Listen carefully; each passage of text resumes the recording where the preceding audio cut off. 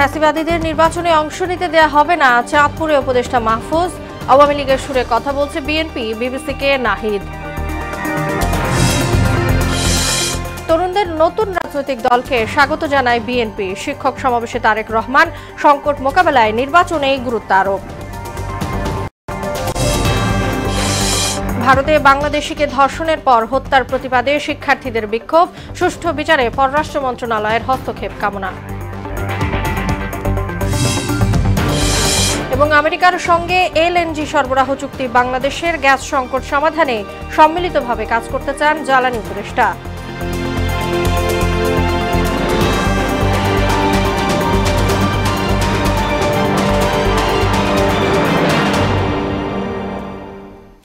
আসসালামু আলাইকুম, সবাইকে মোহনা সংবাদে স্বাগত। শুনছিলেন শিরোনাম, সঙ্গে আছি তাসনুবা বিনতে তাহের। এবার বিস্তারিত। বাংলাদেশ বিরোধী আওয়ামী লীগ ফ্যাসিবাদীদের কোনোভাবেই নির্বাচনে অংশগ্রহণ করতে দেয়া হবে না বলে জানিয়েছেন উপদেষ্টা মাহফুজ আলম। তিনি বলেন, ফ্যাসিবাদ বিরোধী রাজনৈতিক শক্তি নিয়ে শাসন ব্যবস্থা কায়েম করা হবে। আর তথ্য প্রযুক্তি উপদেষ্টা নাহিদ ইসলাম জানান, আওয়ামী লীগ ছাত্রলীগকে অবশ্যই বিচারের মুখোমুখি হতে হবে। আলাদা অনুষ্ঠানে এসব কথা বলেন তারা।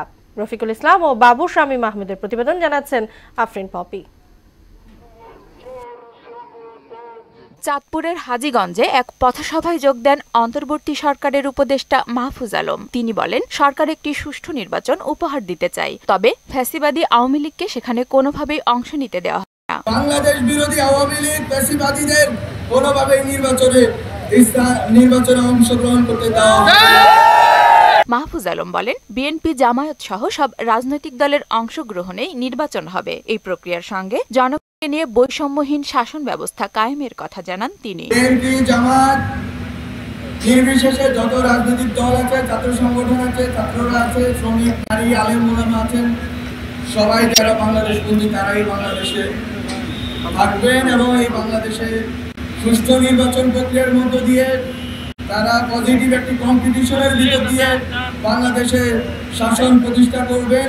এদিকে শুক্রবার রাতে উত্তরার মুগ্ধ মঞ্চে হামলা চালায় দুর্বৃত্তরা। বৈষম্য বিরোধী ছাত্র আন্দোলন এবং জাতীয় নাগরিক কমিটির আহ্বানে মঞ্চস্থল পরিদর্শনে গিয়ে তথ্য উপদেষ্টা বলেন, আওয়ামী লীগ ও তার বিভিন্ন সংগঠন আতঙ্ক তৈরির চেষ্টা করছে, এতে কোনো লাভ হবে না। কোন ধরনের স্বৈরতন্ত্র বা এই যে ধরনের নির্বিচারে গুলি পুলিশ করেছে বা বিভিন্ন বাহিনী, যাতে তা আর কেউ কোনো পৃথিবীতে এবং বাংলাদেশে এটা কেউ সাহস করতে না পারে। আমরা এরকম কঠোরতম বিচার এবং সর্বোচ্চ শাস্তি আমরা শেখ হাসিনা নিশ্চিত করতে চাই।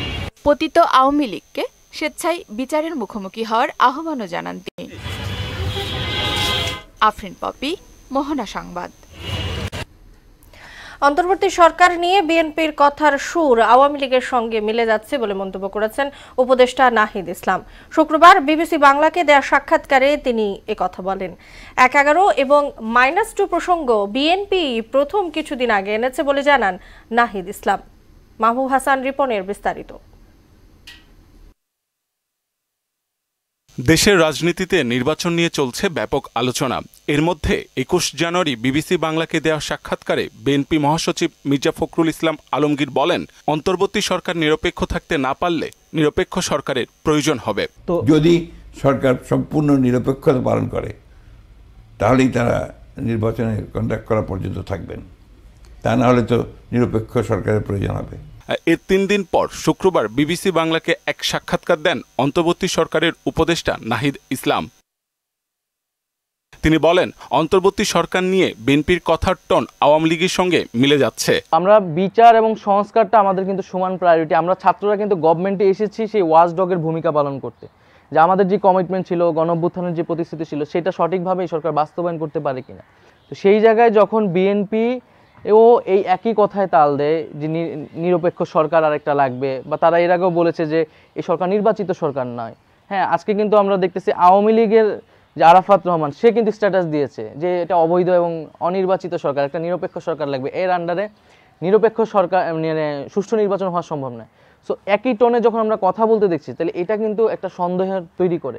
নিরপেক্ষ সরকারের অধীনে নির্বাচন প্রসঙ্গে নাহিদ ইসলাম বলেন, অন্তর্বর্তী সরকারকে বিএনপি কেন নিরপেক্ষ মনে করছে না তা স্পষ্ট করা উচিত। অন্তর্বর্তী সরকারকে তো আমরা এখন নিরপেক্ষই মনে করছি।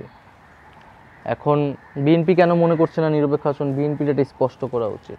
প্রধান উপদেষ্টা নির্বাচনের যে সম্ভাব্য সময়সীমা দিয়েছেন সে পর্যন্ত ধৈর্য ধরে ঐকমত্যের ভিত্তিতে সামনে এগোনো প্রয়োজন বলে মন্তব্য করেন তিনি। নিরপেক্ষতার স্বার্থে তখন এটা সরকার বিবেচনা করবে। মাহবুব হাসান রিপন, মোহনা সংবাদ। প্রশাসনের বিভিন্ন নতুন রাজনৈতিক দল গঠনকে বিএনপি স্বাগত জানাবে, তবে রাষ্ট্রীয় কিংবা প্রশাসনের পৃষ্ঠপোষকতায় এটি করা হলে জনগণ হতাশ হবে বলে মন্তব্য করেছেন দলের ভারপ্রাপ্ত চেয়ারম্যান তারেক রহমান। তিনি বলেন, সংস্কার এবং নির্বাচন দুটোই জরুরি। বিকেলে রমনা ইঞ্জিনিয়ার্স ইনস্টিটিউশনের শিক্ষক সমাবেশে ভার্চুয়ালি যুক্ত হয়ে এসব কথা বলেন তারেক রহমান। আরো জানাচ্ছেন তানজিদ ভুঁইয়া। রাজধানীর রমনা ইঞ্জিনিয়ার্স ইনস্টিটিউশনে জাতীয় শিক্ষক দিবস উদযাপন উপলক্ষে আয়োজন করা হয় শিক্ষক সমাবেশ। এতে লন্ডন থেকে ভার্চুয়ালি যুক্ত হন বিএনপির ভারপ্রাপ্ত চেয়ারম্যান তারেক রহমান। গণতান্ত্রিক রাজনৈতিক অধিকার বঞ্চিত এইসব তরুণদের কেউ যদি জনগণের অধিকার প্রতিষ্ঠায় নতুন রাজনৈতিক দল গঠন করে, অবশ্যই বিএনপি সেই উদ্যোগকে স্বাগত জানায়। বক্তব্যে তিনি বলেন, অন্তর্বর্তী সরকারের অগ্রাধিকার হওয়া উচিত জনগণের দুঃখ দুর্দশা দূর করা। দেশের বর্তমান সংকট মোকাবিলায় নির্বাচনেই গুরুত্ব দেন তারেক রহমান। বিএনপি সংস্কার এবং নির্বাচন দুটোরই পক্ষে, দুটোই অত্যন্ত জরুরি।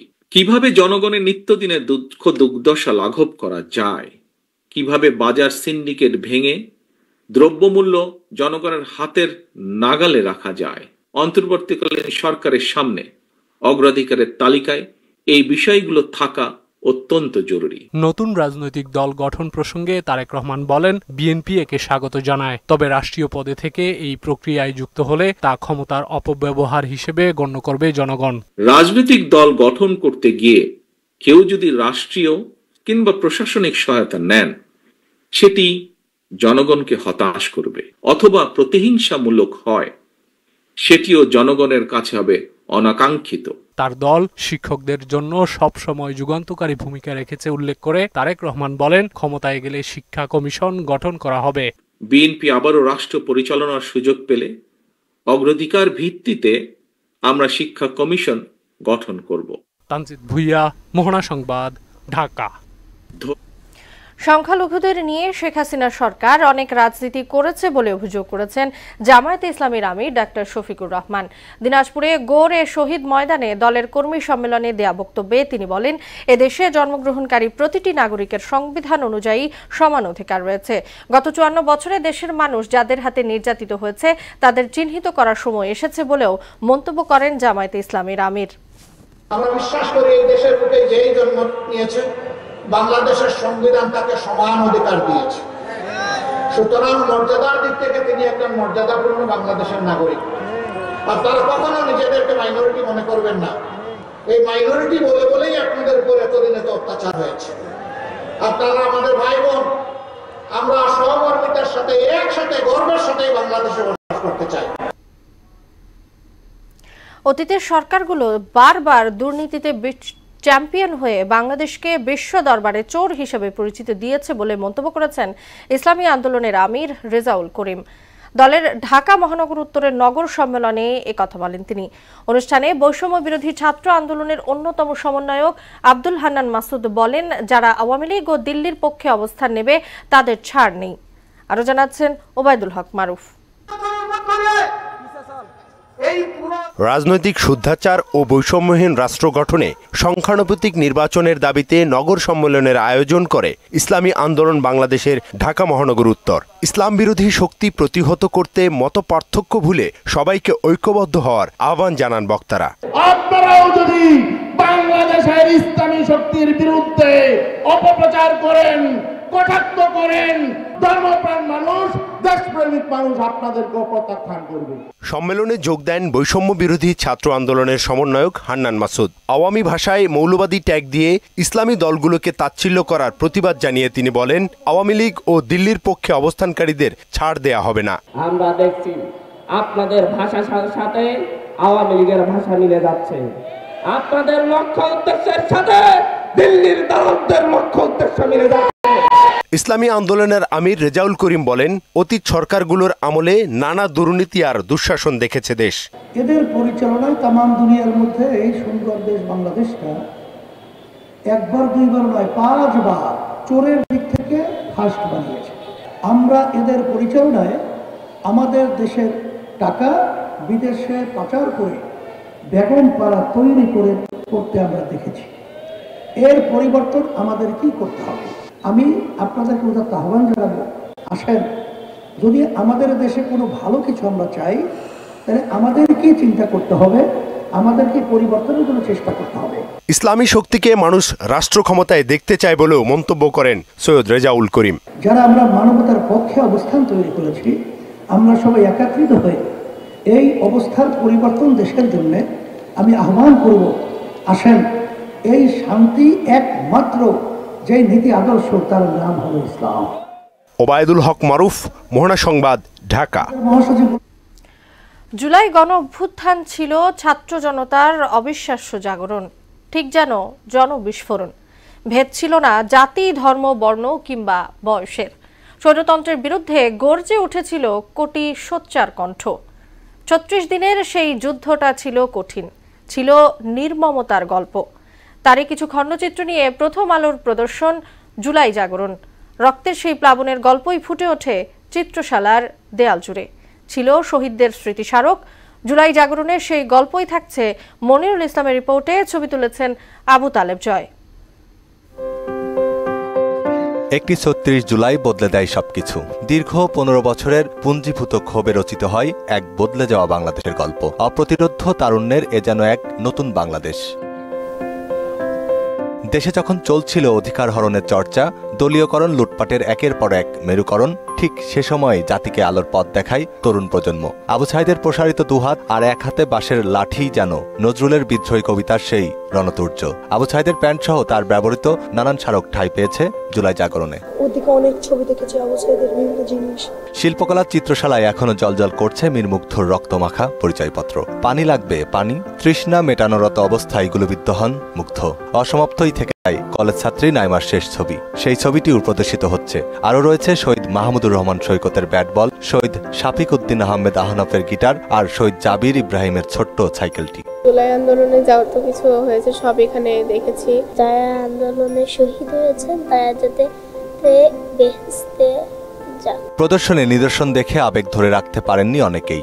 আন্দোলনে না যাওয়ার আক্ষেপ কুড়ে কুড়ে খাচ্ছে এই শিক্ষার্থীর। যে ওই সময় আমার নিজেকে আসলে কাপুরুষের মতো লাগছিল যে আমিও এই যেই বয়সী তরুণরা এসব করেছে এবং যারা মারা গেছে সেই বয়সী আমি ছিলাম, কিন্তু আমি সেভাবে কিছু করতে পারিনি। স্বপ্নের এই আন্দোলনে শহীদ হয়েছে হাজারো মানুষ, অঙ্গহানি ঘটেছে অন্তত ৫০,০০০ মানুষের। মুক্তির সম্ভাবনার এই প্রয়াস রুখে দিতে সরকার শুরু করে গণহত্যা। সেই সবকিছুরই খণ্ডচিত্র গণমাধ্যমের দলিল রূপে তুলে ধরে প্রথম আলো। প্রথম আলো যে উদ্যোগটা নিয়েছে, তাদের দৃষ্টিতে যে সব জায়গায় হয়েছে তার ছবিগুলো এনে কালেক্ট করেছে, এখানে তো সব পর আসে না। এটা একটা প্রশংসনীয় উদ্যোগ তো নিঃসন্দেহে। আমরা তো অনলাইনেও দেখেছি, টিভিতেও দেখেছি, ওই মুহূর্তগুলো যখন আমরা এখন আবার দেখছি, তো ফ্ল্যাশব্যাক আসছে। ভর দুপুরেও এই জাগরণ দেখতে ছুটে এসেছেন অনেক দর্শনার্থী।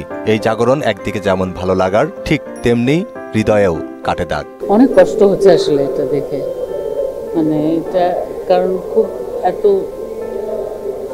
কিছুদিন আগে ঘটে যাওয়া আন্দোলন, একটা বিপ্লবের একটা প্রমাণ। এই প্রমাণগুলো অবশ্যই মুছে দেওয়া উচিত না। রাস্তাঘাটেও যেসব গ্রাফিটিগুলো সেই সময় করা হয়েছিল, আমার মনে হয় ওগুলোকেও মুছে না ফেলে দীর্ঘদিন সংরক্ষণ করা উচিত। বরাবরই ইয়াং জেনারেশন আন্দোলনে থাকে, কিন্তু ব্যাপক মানুষের সাপোর্ট ছিল। এ বিজয় যে গণমানুষের, জাতির অন্যরকম মুক্তিতে যে সবাই ঝাঁপিয়ে পড়েছিলেন, তারই সিনপসিস যেন জুলাই জাগরণ। বাংলাদেশে ইতিহাস বিকৃতির ঘটনা ৮ মাসের মতোই। জুলাই গণ অভ্যুত্থান ৬ মাসও পার হয়নি, এরই মাঝে শুরু হয়ে গেছে জুলাই গণ অভ্যুত্থানের ইতিহাস বিকৃতির ষড়যন্ত্র। তাই সবাই বলছেন অন্তত জুলাই গণ অভ্যুত্থানের ইতিহাস যাতে অক্ষত রাখা হয়, এ ব্যাপারে সরকারকে উদ্যোগী হওয়ার আহ্বান জানিয়েছেন দর্শনার্থীরা। মনিরুল ইসলাম, মোহনা সংবাদ, ঢাকা। ভারতের কর্ণাটক রাজ্যের রামমূর্তিনগর এলাকার কালকেরে হ্রদের কাছ থেকে শুক্রবার এক বাংলাদেশি নারীর মরদেহ উদ্ধার করা হয়েছে। প্রাথমিক তদন্তের ভিত্তিতে পুলিশের ধারণা, ধর্ষণের পর হত্যা করা হয়েছে তাকে। পুলিশ বলেছে ওই নারী একটি অ্যাপার্টমেন্টে গৃহ পরিচারিকার কাজ করতেন। তাদের ধারণা, গত বৃহস্পতিবার বাড়ি ফেরার পথে ধর্ষণ ও হত্যার শিকার হয়েছেন ওই নারী।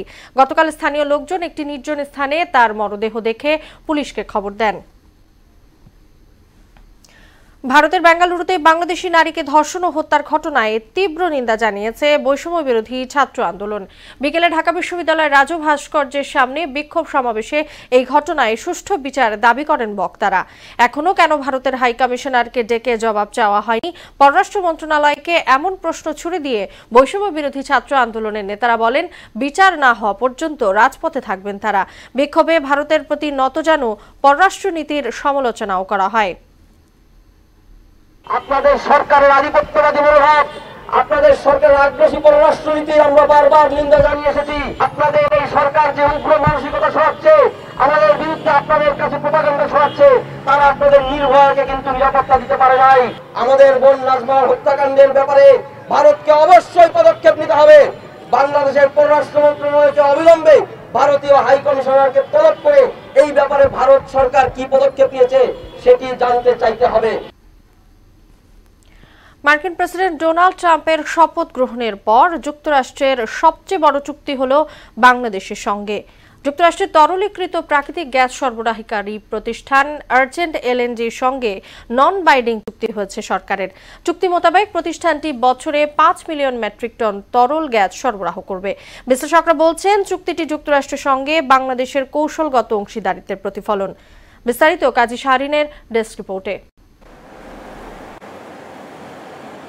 যুক্তরাষ্ট্রের তরলীকৃত প্রাকৃতিক গ্যাস সরবরাহকারী প্রতিষ্ঠান আর্জেন্ট এলএনজির সঙ্গে নন বাইন্ডিং চুক্তি হয়েছে বাংলাদেশের। প্রতিষ্ঠানটি বছরে বাংলাদেশে 5 মিলিয়ন মেট্রিক টন তরল গ্যাস সরবরাহ করবে। প্রেসিডেন্ট ডোনাল্ড ট্রাম্প দায়িত্ব গ্রহণের পর এটি যুক্তরাষ্ট্রের গ্যাস সরবরাহের সবচেয়ে বড় চুক্তি। ট্রাম্প বিশ্বব্যাপী যুক্তরাষ্ট্রের গ্যাস সরবরাহ বাড়াতে চান। যেসব দেশে যুক্তরাষ্ট্রের মুক্তি বাণিজ্য চুক্তি নেই, সেসব দেশে গ্যাস পাঠানোর ক্ষেত্রে মার্কিন জ্বালানি বিভাগ লাইসেন্স প্রদান স্থগিত করে রেখেছিল। তবে ট্রাম্প ক্ষমতা গ্রহণের পর নির্বাহী আদেশের মাধ্যমে এটি বাতিল করে দেন। বাংলাদেশের সঙ্গে আর্জেন্ট এলএনজির চুক্তি প্রমাণ করে ট্রাম্প প্রশাসনের ওপর এই খাত সংশ্লিষ্টদের আস্থা রয়েছে। বাংলাদেশ দীর্ঘদিন ধরে জ্বালানি চাহিদার দীর্ঘমেয়াদী সমাধান খুঁজছে। এক্ষেত্রে তরলীকৃত গ্যাসের দিকে ঝুঁকছে সরকার। এ চুক্তি দীর্ঘমেয়াদী জ্বালানি সংকট মোকাবেলায় সহায়ক ভূমিকা পালন করবে বলে মনে করছেন আন্তর্জাতিক সম্পর্ক বিশ্লেষক মোহাম্মদ আতিক রহমান। বাংলাদেশের সাথে মার্কিন যুক্তরাষ্ট্রের এই জ্বালানি চুক্তিটি একটি কৌশলগত অংশীদারিত্বের একটি প্রতিফলন। আমাদের দেশে দীর্ঘমেয়াদী জ্বালানি সংকট মোকাবেলায় কিছুটা হলেও সহায়তা করবে, যার মাধ্যমে আমরা দেশের শিল্পায়ন এবং গৃহ পর্যায়ে যে বিদ্যুতের চাহিদা আছে সেটি কিছুটা হলেও মেটাতে সক্ষম হব। এদিকে বাংলাদেশ বিনিয়োগ উন্নয়ন কর্তৃপক্ষের চেয়ারম্যান আশিক চৌধুরী রয়টার্সকে জানান, এ চুক্তি বাংলাদেশের বর্ধমান শিল্পের গ্যাসের সরবরাহ নিশ্চিত করবে এবং যুক্তরাষ্ট্রের সঙ্গে কৌশলগত সম্পর্ক আরও শক্তিশালী করবে। কাজী শাহরিন, মোহনা সংবাদ। গ্যাস সংকট সমাধানে সম্মিলিতভাবে কাজ করার উপর গুরুত্ব আরোপ করে জ্বালানি উপদেষ্টা ফাউজুল কবির খান বলেছেন, উন্মুক্ত দরপত্রের মাধ্যমে গ্যাস কূপ খননের ব্যবস্থা করা হবে। যানবাহনে সিএনজি এবং বাসাবাড়িতে গ্যাস সরবরাহ বন্ধ করে দিলে তা হিতে বিপরীত হবে বলেও মন্তব্য করেন তিনি। রাজধানীর মতিঝিলে জ্বালানি বিষয়ক এক সেমিনারে এসব কথা বলেন জ্বালানি উপদেষ্টা। সময়ে যে অন্য কেউ যদি ওপেন টেন্ডারের মাধ্যমে যদি কূপ খনন করতে চায়, আমরা সেই কূপ খননের সুযোগ দিয়ে দেব। আমি আরেক জায়গায় বলছি যে আমি এখনই সিএনজি বন্ধ করার ঘোষণা দেব, কিন্তু আপনি বাসায় যেতে পারবেন তো? সমস্ত সিএনজি চালকরা আপনার রাস্তা আটকে দেবেন। তারপর আরেকটা সহজ সমাধান হচ্ছে যে বাসা বাড়িতে গ্যাস বন্ধ করে দেন, তাহলে তো আমি নিজেই বাসায় যেতে পারবো না। গোপালগঞ্জ বিজ্ঞান ও প্রযুক্তি বিশ্ববিদ্যালয়ে বৈষম্য বিরোধী ছাত্র আন্দোলনের সমন্বয়কদের উপর হামলার অভিযোগ উঠেছে একই বিশ্ববিদ্যালয়ে নিষিদ্ধ ছাত্রলীগের বিরুদ্ধে। এ সময় কয়েক দফায় ছাত্রলীগ ও সমন্বয়কদের মধ্যে ধাওয়া পাল্টা ধাওয়া হয়।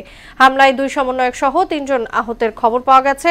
পেশাগত দায়িত্ব পালনকালে আক্রমণের শিকার হন 2 সাংবাদিকও। হামলায় আহত ওমর শরীফ জানান, ছাত্রলীগ নেতা সোহাগকে আটক করে পুলিশের কাছে তুলে দেওয়ার সময় তার উপর হামলা হয়েছে। উত্তরা ইউনিভার্সিটির নবম সমাবর্তন অনুষ্ঠিত হয়েছে। সমাবর্তনে বিশ্ববিদ্যালয়টির আচার্য ও রাষ্ট্রপতি মোহাম্মদ শাহাবুদ্দিনের পক্ষে তার প্রতিনিধি হিসেবে সভাপতিত্ব করেন শিক্ষা মন্ত্রণালয়ের বিশেষ সহকারী প্রফেসর এম আমিনুল ইসলাম। এতে ৩,৪৯৭ জন শিক্ষার্থীকে গ্র্যাজুয়েশন ও পোস্ট গ্র্যাজুয়েশন ডিগ্রি এবং কৃতিত্বপূর্ণ ফলাফলের জন্য 2 জন শিক্ষার্থীকে চ্যান্সেলর স্বর্ণপদক সহ ৩৫ জনকে ট্রাস্টি, ভিসি ও ডিন পদক প্রদান করা হয়।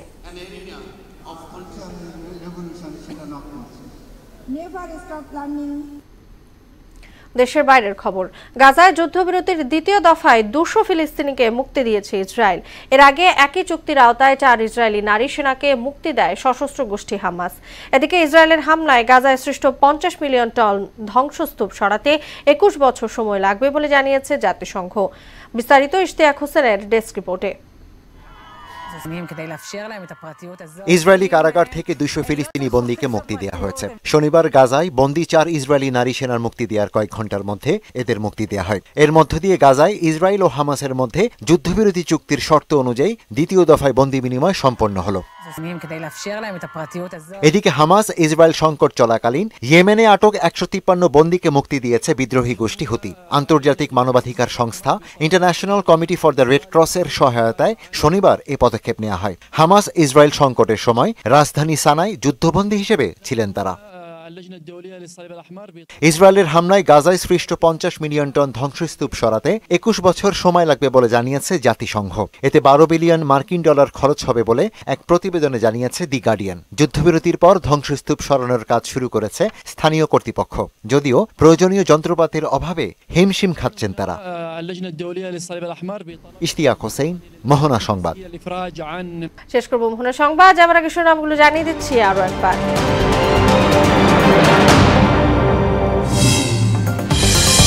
ফ্যাসিবাদদের নির্বাচনে অংশ নিতে দেয়া হবে না, চাঁদপুরে উপদেষ্টা মাহফুজ। আওয়ামী লীগের সুরে কথা বলছে বিএনপি, বিবিসিকে নাহিদ। তরুণদের নতুন রাজনৈতিক দলকে স্বাগত জানায় বিএনপি। শিক্ষক সমাবেশে তারেক রহমান। সংকট মোকাবেলায় নির্বাচনে গুরুত্ব আরোপ। ভারতে বাংলাদেশিকে ধর্ষণের পর হত্যার প্রতিবাদে শিক্ষার্থীদের বিক্ষোভ। সুষ্ঠু বিচারে পররাষ্ট্র মন্ত্রণালয়ের হস্তক্ষেপ কামনা। এবং আমেরিকার সঙ্গে এলএনজি সরবরাহ চুক্তি। বাংলাদেশের গ্যাস সংকট সমাধানে সম্মিলিতভাবে কাজ করতে চান জ্বালানি উপদেষ্টা।